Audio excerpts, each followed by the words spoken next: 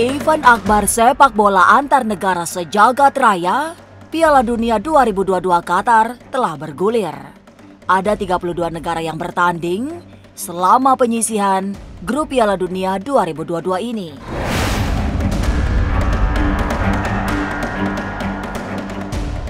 Kini, babak 16 besar sedang berlangsung untuk mencari tiket ke babak 8 besar hingga final nanti.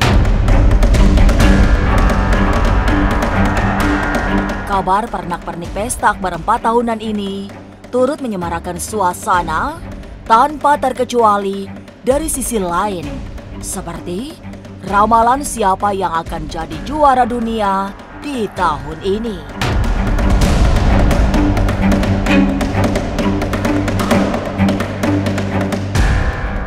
Ramalan atau prediksi ini memancing perhatian para ahli. Salah satunya Denny Darko, seorang peramal yang menerawang lewat kartu tarot. Lantas, negara mana saja yang akan masuk ke babak final menurut ramalan Denny Darko? Halo pemirsa, berjumpa dengan saya Denny Darko dan kita akan membicarakan sesuatu yang saat ini hangat dibicarakan. Tapi sebelum kita mulai, disclaimer dari saya, pertaruhan dalam bentuk apapun adalah sesuatu yang negatif dan saya tidak menyarankan, menentang, dan juga berharap kebijaksanaannya menyikapi informasi berikut yang akan saya berikan. Kalau saya pikir ini adalah satu perayaan yang sesungguhnya sejak kita akhirnya terbebas, menuju ke kebebasan kita ya, dari belenggu pandemi COVID-19. Memang belum, tapi ini sepertinya dijadikan sebuah momentum juga untuk semua orang di seluruh dunia berkumpul kali ini. Mereka ketemu dan merayakan hal ini tadi. Olimpiade kemarin kan nggak jadi ditunda, tapi juga ternyata nggak seseru itu. Walaupun saat ini keseruan Piala Dunianya pun itu tidak seperti di tahun-tahun sebelumnya, tapi kita maklumi. Tapi ini adalah sebuah perhelatan yang kita harap akan menyatukan kemanusiaan dalam bentuk yang sesungguhnya. Nah, kita akan melihat bagaimana hal-hal yang mengejutkan ini telah dan akan tetap terjadi. Sesuatu yang dramatis, sesuatu yang kalau kita nonton bola ini kan semua hal itu, kalau film, ada dramanya, ada thrillernya, ada horornya, ada actionnya juga, dan semua ada di situ. Dan kita melihat dari awal bagaimana kebangkitan negara Asia yang diharapkan seperti itu saat Arab Saudi mengalahkan kemarin itu Argentina ya, Argentina padahal yang diunggulkan, dan terus kemudian ada Jepang yang mengalahkan Jerman. Dan tapi setelah itu Jepang lawan Costa Rica yang terus kemudian ditahan 1-0, padahal sebelumnya sudah mengalahkan Jerman. Dan ini adalah banyak hal yang tidak terduga. Tapi sebenarnya ini adalah satu hal yang juga terduga. Terduganya dari mana? Karena otomatis kesebelasan yang datang dari negara tropis dan Afrika dan juga Asia ini tentu saja akan lebih mudah menyesuaikan dengan cuaca dan iklim setempat. Sedangkan negara-negara yang berasal dari tempat yang dingin seperti Jerman, Jepang subtropis dan sebagainya, mereka harus menyesuaikan dengan hawa di Qatar yang tentu saja pasti akan sangat panas. Jadi kalau di sini kita akan lihat nantinya ini semua akan kembali lagi ke konsentrasi yang awal. Jadi kesebelasan yang akan masuk final ini saya lihat ya, kesebelasan seperti Prancis, Inggris, terus kemudian ada Jerman, Belgia, ada Brasil, Argentina, dan juga Prancis. Ini adalah kesebelasan yang memang selalu diunggulkan dan secara liga pun mereka ini tetap seperti itu. Jadi seperti dari saya katakan dari awal ini memang ada satu pergerakan yang sifatnya ini mengejutkan, tapi nantinya akan perlahan-lahan menuju ke sesuatu yang sebenarnya tertebak. Dramatis tapi nanti akhirnya juga jadi yang terduga dan biasa-biasa saja. Kejutannya lebih karena penyesuaian terhadap cuaca. Tapi untuk lebih jelas, jika kalian penasaran tentang siapa yang akan bertanding di final, sampai sejauh ini saya lihat kita akan gunakan kartu dan pastikan kalian akan nonton terus. Kira-kira begitu. Kita akan kocok ya kartunya ya. Tapi tetap gunakan informasi ini sebijaksana mungkin. Silahkan kalau hanya untuk fun, tetapi mempertaruhkan terutama dengan menggunakan harta benda dan uang adalah satu hal yang tidak bertanggung jawab, dan kalau menurut saya hanya akan menghasilkan sesuatu yang negatif saja. Jadi pertanyaannya apa? Ciri-ciri negara ya langsung ya. Oke. Saya akan keluarkan 3 kartu agar bisa saling backup informasinya. Yang pertama adalah The Four of Wands. Four of Wands ini adalah kartu tentang sesuatu yang sudah pasti, established. Cirinya adalah negaranya bukan negara dunia ketiga. Jadi ini adalah negara maju, negara yang memang sudah proper dengan ekonomi, dengan semua hal yang pembangunannya tentu saja. Dan ini tentu saja juga adalah negara yang memang secara, kalau kita bilang ya, kalau Indonesia kan negara berflower nih, ini negara yang lebih established, negara yang lebih maju, negara yang memiliki satu mungkin perkembangan perekonomian, sosial, budaya, dan ekonomi yang lebih baik dibandingkan Indonesia. Dan yang pasti adalah negara yang kalau saya kira orang juga akan, saat kalau dia nanti masuk ke final akan bilang ini pantas lah, karena mereka memang memiliki liga, memiliki banyak sekali talenta yang juga akhirnya secara ini reguler setiap tahun itu mengadakan pertandingannya. Ini yang pertama. Dan The Two of Wands ini adalah negara yang juga kalau menurut saya itu memiliki riset yang maju, pandangan yang maju tentang sepak bola itu seperti apa, bagaimana mereka mengembangkan persepak bolaan ini tadi menuju ke sesuatu yang mungkin kita belum pernah capai sebagai negara dunia ketiga atau negara-negara Asia yang di Tenggara seperti ini. Dan ini adalah negara yang sebenarnya kalau menurut saya itu memiliki sebuah kalau kita bilang itu satu melihat bola ini dari sisi yang berbeda dibandingkan hanya pertandingan biasa. Nah, kita akan menuju lebih detail lagi di bacaan yang berikutnya nanti. Yang pasti satu lagi adalah The Nine of Swords ini kartu tentang bagaimana orang itu waspada, tapi saking waspadanya dia akhirnya jadi ketakutan dengan apa yang dia hadapi. Saya punya seorang teman yang seorang dokter, dan menjadi dokter ini membuatnya itu menjadi seseorang yang selalu ketakutan. Jadi dia ini mencuci tangannya setiap saat karena dia tahu bahwa bakteri dan kuman di handphone itu lebih banyak dan lebih berbahaya dibandingkan yang ada di kloset. Nah, hal-hal seperti itu yang membuat dia ketakutan.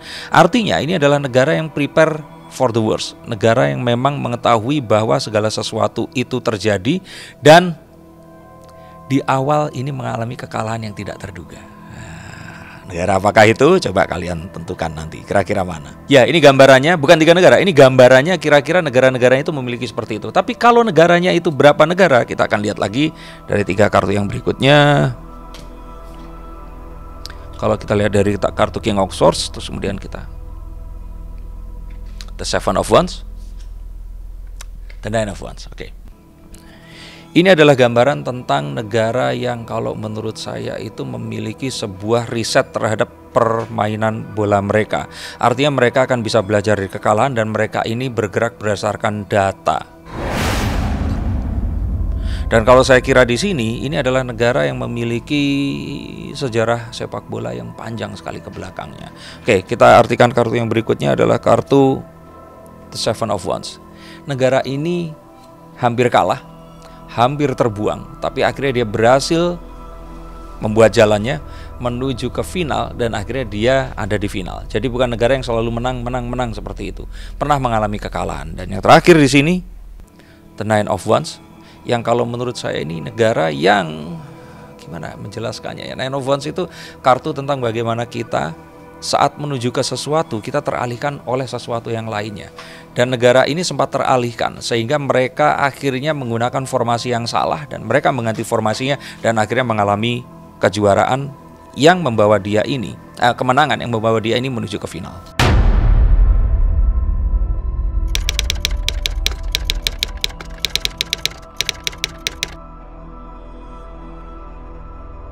Kalau kita bicara tentang sepak bola dan magis, ini satu hal yang selalu, walaupun negara semaju apapun tetap mereka percaya dengan hal seperti itu. Kalau kita lihat negara ini memang memiliki satu sejarah yang panjang tentang, mungkin kalau boleh digambarkan negara ini pernah mengalami di di pertandingannya ini ya, menendang bola salah satu strikernya terus kemudian kena gawang terus kemudian mental. Nah kayak gitu. Ini kan sesuatu yang di antara ribuan tempat, kenapa nembak terus langsung kenanya itu ke gawang itu tadi. Nah, negara yang masuk ke final ini adalah negara yang pernah mencoba menyarangkan serangan dan akhirnya gagal. Strength, Four of Wands, Ace of Wands. Negara yang memang memiliki satu fanatisme terhadap hal-hal yang seperti itu tadi. Tentang bagaimana hal-hal yang di luar nalar ini mempengaruhi mereka. Dan saat ini pun kalau menurut saya, walaupun mereka memiliki satu kecanggihan teknologi untuk memprediksi dan menggunakan artificial intelligence untuk menentukan kira-kira seperti apa peluangnya, kalau saya pikir ini masih akan tetap dipercaya.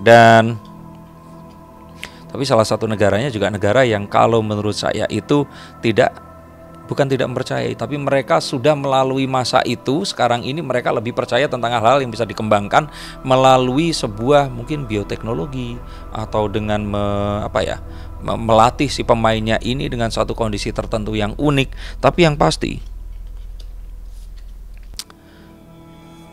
ini adalah negara yang di awal-awal ini sempat kalau menurut saya itu diragukan, tapi terus kemudian saat saya membaca ini minggu depan ini tadi menuju ke awal Desember, ini akan terjadi sebuah hal yang terus kemudian membuat negara ini akan dari awal orang akan tahu ini kayaknya juaranya deh, udah nggak akan ini, karena mereka akan melalui jalan-jalan, melalui pertandingan-pertandingan yang kalau menurut saya hampir tidak seimbang.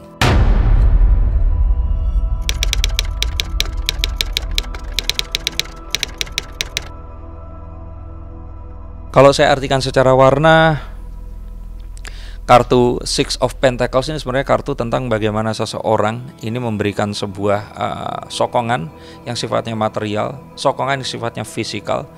Satu negara yang kalau saya kira ini negara yang memberikan benar-benar perputaran uang yang luar biasa dalam pertandingan bola di negara mereka. Jadi ini kalau kita bilang itu ya, negara tempat sepak bola itu benar-benar jadi satu hal yang luar biasa. Terus dirayakan oleh masyarakatnya dan juga menjadi satu perhelatan nasional yang ya Indonesia juga seperti itu ya, tapi di negara ini kayak mungkin kita bilang leluhurnya bola lah ya di situ ya. Dan yang terakhir adalah akan terjadi kekalahan yang sifatnya ini yang nanti menang, yang kalah itu kekalahannya itu kayak yang kalau di awal kan kita mengharapkan pertandingan yang sangat dramatis ya, tapi kalau nanti di akhir ini kayaknya ya pertandingannya kok begitu aja gitu, seperti itu. Nah kalau dari warna saya pikir coba waspadai warna bendera kita bilangnya, putih, biru. Nah, apakah birunya campur putih atau biru aja? Tapi yang pasti merah itu ada. Dan ada garis vertikal dan horizontal di situ. Kalau Indonesia kan vertikal aja. Nah, kita akan lihat lah nanti ini akan seperti apa. Tapi warna putih sebenarnya mendominasi di dua bendera di antara dua negara ini tadi.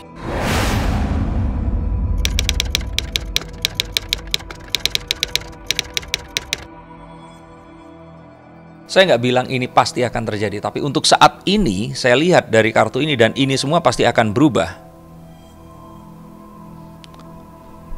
Kita belajar bahwa nanti ini akan ada sebuah, kalau saya pikir itu, sebentar.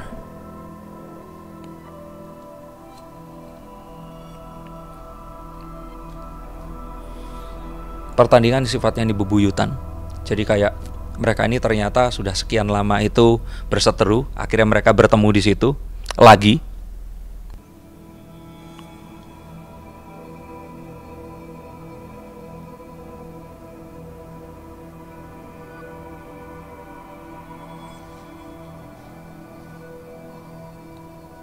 Dan saat berseteru itu kayak ini tuh mereka kesebelasan yang saling menganggap kemenangannya itu selalu dengan kecurangan gitu. Jadi menganggap musuhnya ini curang. Karena pernah ada dapat kartu merah yang dramatis. Ini pemain yang terkenal sekali. Kartu merah dramatis akhirnya dikeluarkan dari lapangan dan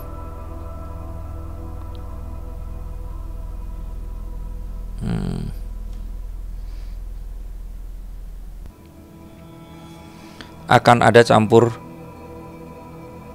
tangan dari tangan Tuhan.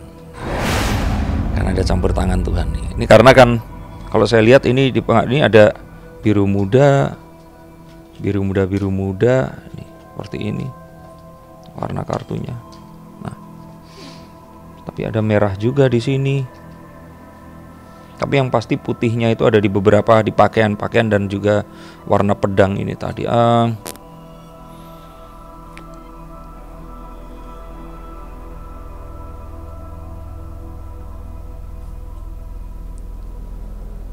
Yang pasti ini negara yang kalau saya kira tuh orang Indonesia tuh kalaupun melihat negaranya itu dibilangnya masih bule lah begitu. Kalau kita lihat. Tapi not necessarily Caucasian ya, tapi mereka bilangnya ini bule. Dan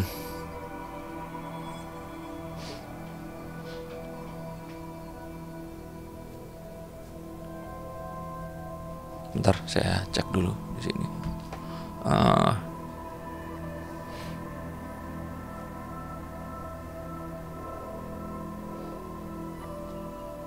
Saya kira itu yang bisa saya baca. Jadi negara yang mereka ini berseteru sudah lama dalam bola, old rivalry, jadi kayak selalu berlawanan gitu.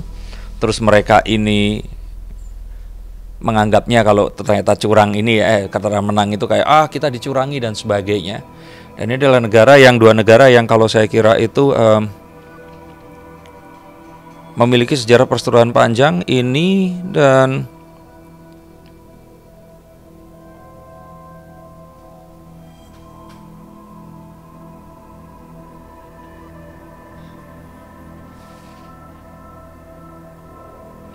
kalau saya tadi ngomong bahwa dramatis karena pernah kalah di awal, terus kemudian di awal-awal ini dia memiliki kemenangan, saya pikir negara itu yang akan menang.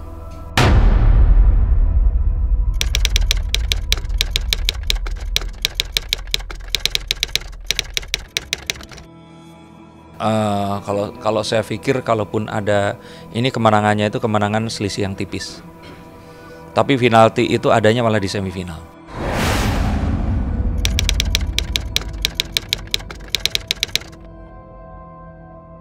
Oke, kalau saya lihat dari sini, dari kartu-kartu seperti ini kartu tentang pertahanan ya. Jadi kayak nggak akan ada yang langsung dihabisin dengan banyak gol atau mentalnya jatuh. Karena apa? Kekuatan mental akan sama, akan tipis sekali.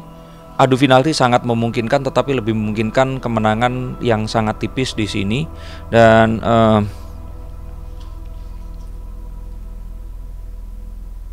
kalau saya pikir ini muncul itu karena ini kan buat pertama kali Piala Dunia itu dilakukannya kan di tengah musim nih. Jadi kalau orang bilang kan dulu ceritanya kan musim liga diselesaikan dulu baru akhirnya baru ada bola kan di Piala Dunia. Nah ini kalau saya kira membuat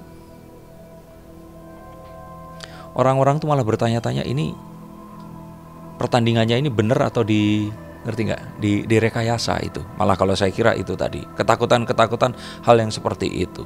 Dan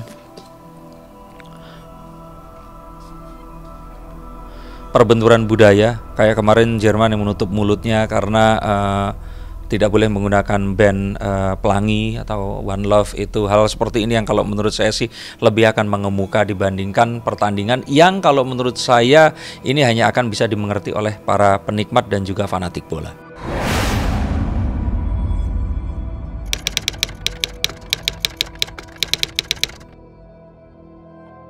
Nggak ada yang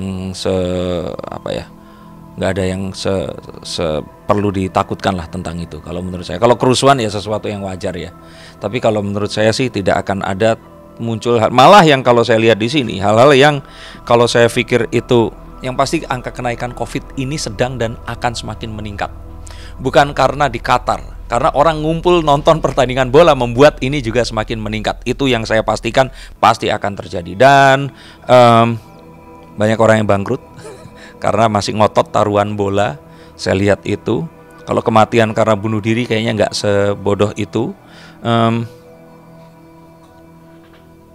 Perceraian juga ada karena terus kemudian harta benda digadaikan untuk bola ini. Tapi yang pasti Piala Dunia kali ini sebenarnya Piala Dunia yang ya semuanya akan aman-aman saja. Itu yang saya lihat, dan tentu saja semakin mendekati nanti ini akan sangat bisa berubah walaupun perubahannya tidak signifikan. Tapi yang pasti ini adalah sebuah bacaan, analisa. Selain saya ada Paul Sigurita kayaknya sudah meninggal dunia, sudah wafat. Ada banyak hewan-hewan yang lain yang juga meramalkan dan peramal yang lain, tapi yang pasti di sini pergunakan pertandingan bola ini pada tempatnya. Let's have fun. Marilah kita lihat ini sebagai sebuah pertemuan dan sebuah silaturahmi antara banyak sekali warga dunia di Qatar sana, dan kita melihat kebesaran ilahi di mana manusia diciptakan berbeda-beda, tetapi mereka ternyata diciptakan dengan satu kesamaan. Ingin saling mengenal, ingin saling bertanding menjadi yang lebih baik. Dengan perhelatan bola ini kita akan tahu bahwa kita hidup bersama-sama, dan kalaupun dalam kondisi pandemi ini tetap kita sampaikan pesan bahwa jika kita ingin sembuh, kita tidak bisa sembuh sendiri. Kita sembuh bersama-sama juga. Maka tetap jaga kesehatan, dan juga pandemi ini belum usai, dan apapun itu pertaruhan menggunakan uang dan juga harta benda adalah sesuatu yang sangat-sangat berbahaya, dan kalau menurut saya ini tidak saya sarankan. Sehingga sangat-sangat dibutuhkan kebijaksanaan untuk membaca dan juga menonton tayangan tadi, dan may the best win. Terima kasih dan sampai jumpa.